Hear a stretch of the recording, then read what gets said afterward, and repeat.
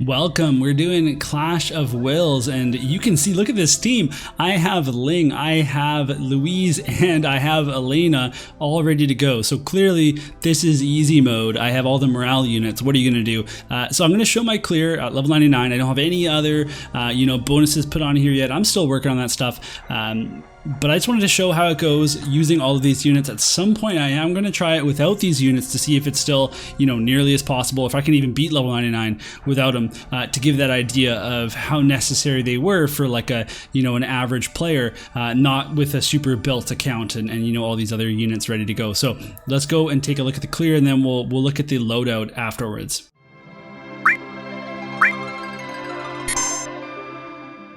All right, let's do this.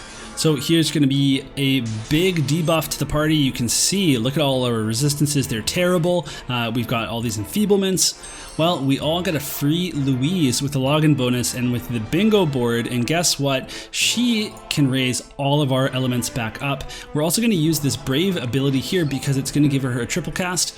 With Ling, we also want to get a triple cast going, so we'll set that up with disarming movements, which is also a break, and then we're also going to raise our morale. With Fina, we're just going to set her up to cover, and we'll use healing ripples, and healing ripples gives us some MP, but it's also going to fill LB gauge, which is good for Ling. On the right side, we've got our Chaos Wave Awakened Chainers, and we just need to set up their abilities right now. So we're using all of the power-up abilities for Louise. We're going to set up Roy's his quadruple cast, and we're going to actually skip his Fire Imperil because we already have that on, and we're going to save that for a rainy day. With Terra, we also need to set up her quad cast, so we'll go ahead and do that. And this is not really a damage turn, this is just a setup turn. Now, I'm pretty new to FFBE, so if I'm doing anything wrong or if there's like things I can do better, let me know if you're experienced. And then otherwise, I hope this helps. I know there's been some new players joining the game, and I've seen a few on Discord, so welcome, and hopefully this helps you with this battle. Okay, so now here's the thing. With Morgana, she has wiped all of her enfeeblements. No more breaks, no more imperils. This is where Ling comes in handy. I was having a hard time keeping up my Fire Imperil. She's able to do that. So Ling can break, she can fill the morale gauge, and she's going to be able to not only imbue fire for the entire team, buff fire damage for the entire team, she's also going to imperil the boss. We have triple cast with Elena now. She's going to use Azure Protection, which we can only use when our morale's low, and then otherwise she's going to be on morale duty. Shoreline Phasey is not going to do a lot this turn, that's fine. And then on the other side we'll Brave Shift, and this is our first chaining turn. So I'll just show you how this works. We're going to go our quad cast, Chaos Wave Awaken, because the boss is now, oops, not that, and I know my Terra needs to get upgraded, but it's not running right now. So, okay, all of our debuffs, look at all that morale filling up. This is where, with these morale units, I feel like I have a huge advantage over people that don't, because I'm able to fill the morale so quickly and shift things over, because the farther that we fill the morale, the more damage that Louise is going to be doing with her skills.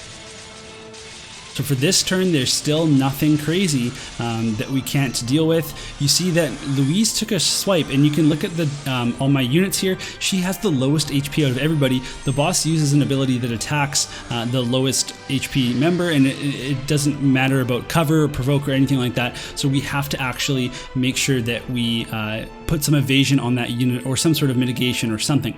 So she's wiped everything again.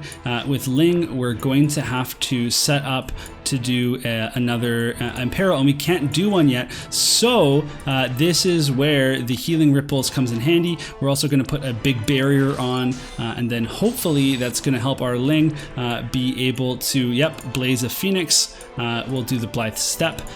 And then we'll do Dragon Dancer. We just want lots of LB fill. Oh no, actually we can't do that with her. What we need to do is, the Imperil. This is really important. Here's another thing. So there's going to be attacks on everybody next turn that will, again, ignore all this cover and stuff. So Celestial Dance is so overpowered. It's going to fill up your LB gauge. It's going to allow allies to evade physical attacks for 4 turns. This is absolutely crucial. This was the key for me to beating this fight. So we're using that with Elena. Now we can use Azure Might. This is a big killer buff for everybody. And then we'll just keep on filling up that morale gauge. And on the other side here, we can go ahead and just do more chaining. Because again, they're imperiled and broken, and we're even more powerful because you can see we're at 58 now, because the morale gauge keeps on building in our favor. So now Morgana, you can look at this. There's going to be attacks on FaZe.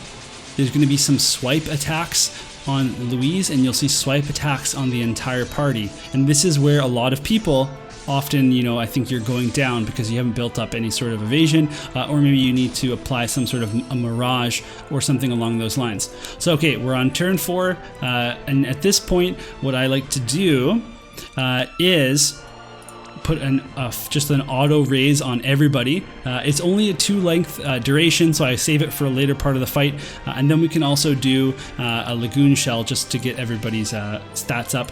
With Elena, again, we can go ahead and do morales, and at this point we just want to apply some buffs, because if we apply some buffs, and we can probably just do a shield for everybody, that's going to give us just more morale in general. And I just want to make sure we didn't get dispelled or anything. No, we still have all these buffs on our units, so that's really great. Now we don't have to worry about with Ling with any sort of LB fill stuff, so we can just keep on doing the morale. We should check though, did she dispel? Nope, she still has a lower fire resist, but she is going to need to get broken again, and then otherwise I think we can just take a look at doing a big buff for everybody's stats, and then we can go ahead and apply all of that. And on this side, again, I just want to make sure we should be good to go. Okay, perfect. So this should be our biggest damage turn so far, because we have so much morale.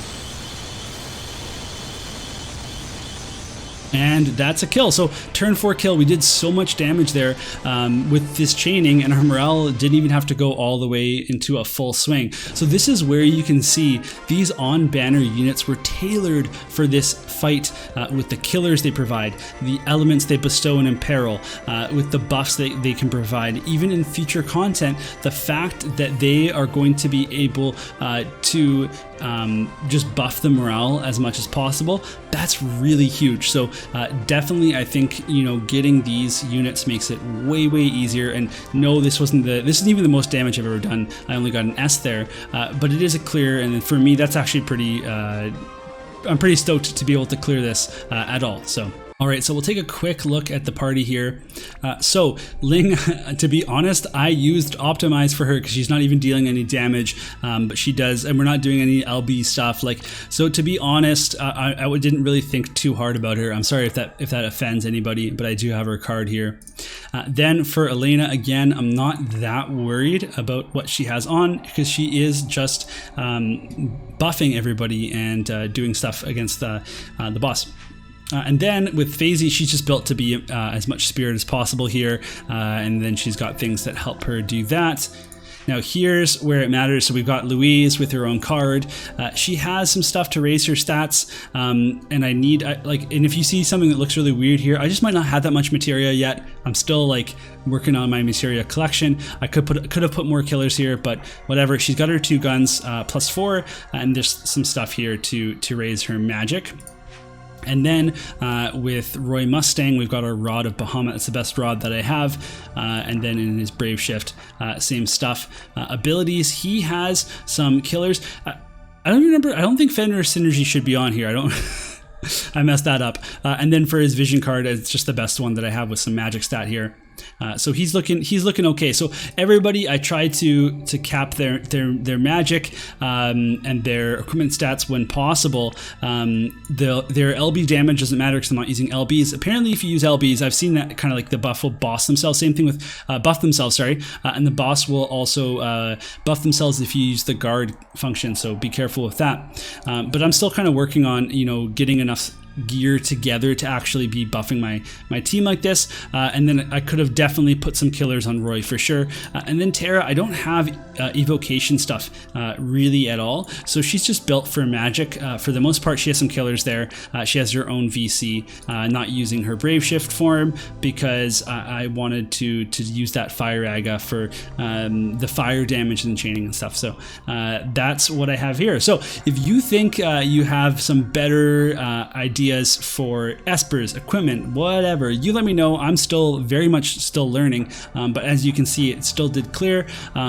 With espers, there's only some certain things I can do because I just don't have them all leveled up yet. That's the hardest part of this game. The real end game is leveling up your espers and getting enough magicite to actually do that. But there's some like weird stuff. Like I know Fenrir it doesn't matter because these first 3 units really aren't doing any damage. It's all about these latter 3 doing as much as possible, and I can definitely work on their killers. All right, so that's it for me. This was really fun to make as my first ever guide / exhibition of me clearing a fight. Let me know if it was fun to watch and if you have any suggestions for me, and then otherwise I'll see you all in the next video.